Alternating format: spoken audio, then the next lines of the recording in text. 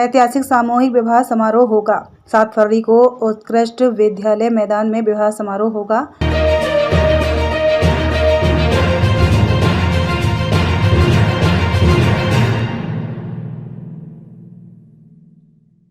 नमस्कार, मैं शालिनी और आप देख रहे हैं मध्य प्रदेश हलचल। आइए बढ़ते हैं आज की बड़ी खबर की ओर।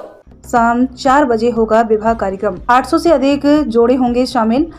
बालाघाट नगर के उत्कृष्ट विद्यालय कन्यादान योजना के अंतर्गत 7 फरवरी को सामूहिक विवाह का आयोजन किया जा रहा है। बालाघाट जिले के लिए और हमारे बालाघाट नगर के लिए बड़े ही गौरव और हर्ष का विषय है कि मुख्यमंत्री कन्या विवाह योजना के अंतर्गत प्रतिवर्ष अनुसार इस वर्ष भी जोड़ों के विवाह संपन्न होने जा रहे हैं, लेकिन इस बार एक ऐतिहासिक ये कार्यक्रम रहेगा। हम सब इसके साक्षी बनेंगे। एक दृष्टा के रूप में लगभग 900 जोड़े यहाँ परिणय सूत्र में बंधेंगे। पूरे उनको जिस धर्म संप्रदाय से संबंध रखते हैं उससे संबंधित पूरे रीति रिवाजों के साथ ये वैवाहिक कार्यक्रम संपन्न होगा। मैं बता देना चाहती हूँ, उत्कृष्ट स्कूल के मैदान में 7 फरवरी 2 बजे से इनका रजिस्ट्रेशन चालू हो जाएगा। 4 बजे बारात निकलने का समय रखा गया है।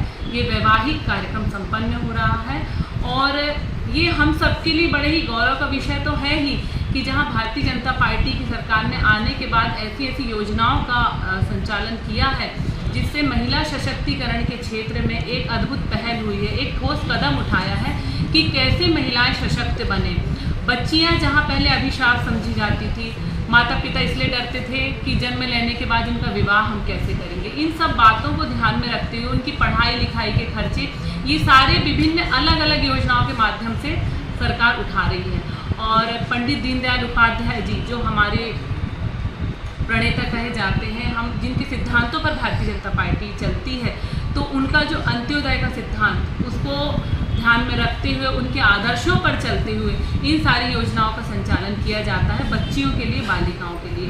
और इसी क्षेत्र में ये एक अद्भुत पहल मुख्यमंत्री जी के द्वारा सराहनीय कदम मुख्यमंत्री कन्या विवाह योजना।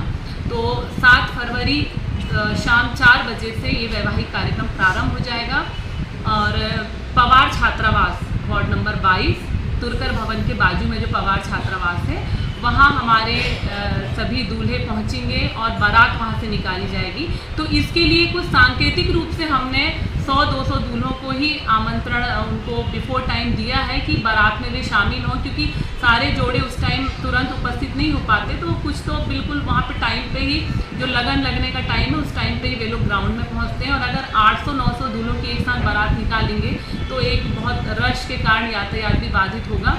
इसलिए कुछ 100-200 दूल्हे जो 4 बजे टाइम पे पहुंच जाएंगे उनको लेकर ये बारात निकाल दी जाएगी और पवार छात्रावास से अंबेडकर चौक से राउंड लेते हुए ये बारात हमारी पहुंचेगी उत्कृष्ट स्कूल के मैदान में।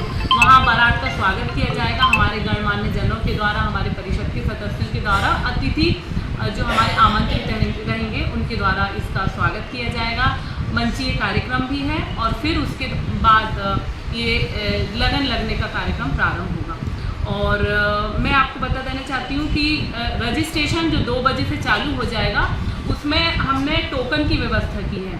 तो जो अलग अलग ब्लॉक से हमारे जोड़े आएंगे इनकी संख्या निर्धारित है, तो ये ब्लॉक वाइज इनको अलग अलग स्थान दिया जाएगा।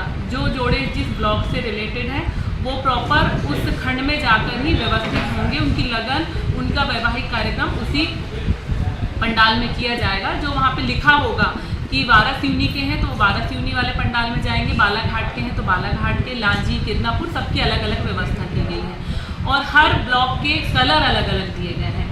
तो इसमें क्या होगा कि उन लोगों को जो टोकन दिया जाएगा वो नंबर वाइज तो रहेगा टोकन, लेकिन उस टोकन का कलर रहेगा। तो जिस कलर का टोकन उनका रहेगा उसी कलर के उन्हें ब्लॉक में जाना है।